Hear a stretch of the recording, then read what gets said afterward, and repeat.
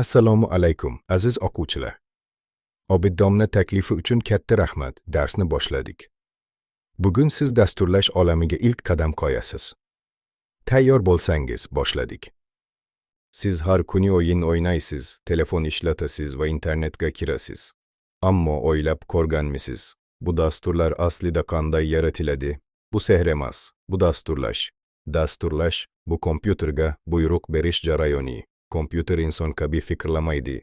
U faqat o'ziga berilgan aniq buyruqlarni so'zsiz bajaradi. Masalan, agar siz mashina oldinga yur desangiz, kompyuter aynan shu buyruqni bajaradi. Har bir harakat ortida minglab shunday buyruqlar turadi. Har bir dastur algoritm asosida ishlaydi. Algoritm bu muammoni yechish uchun ketma-ket qilingan qadamlar to'plamidir. Bu juda oddiy. Masalan, tuksum qovurish ham algoritmdir. Tovani qizdirish, yo'q qo'yish, tuksumni chakish va pishirish. Bularning hammasi qat'iy ketma-ketlikda bo'lishi shart.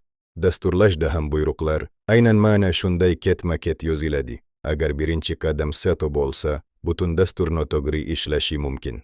O'yinlarda tugmalar, hisoblagich va ekran elementlari mavjud. Bularning hammasi interfeys deyiladi.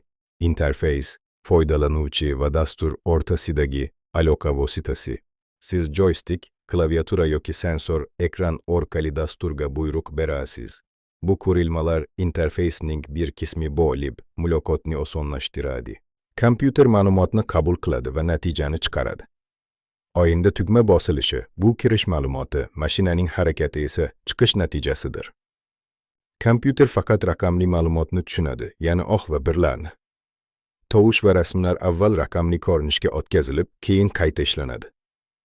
Scratch bolalar uchun eng mashhur dasturlash muhiti. Unda murakkab kod yozish o'rniga tayyor rangli bloklarni mantiqiy birlashtirasiz.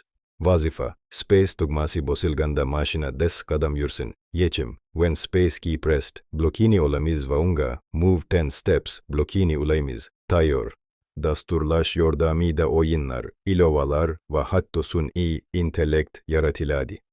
Kelajak kasblarining katta qismi aynan dasturlash bilan bog'liq bo'ladi. Bugun biz ko'p narsani o'rgandik.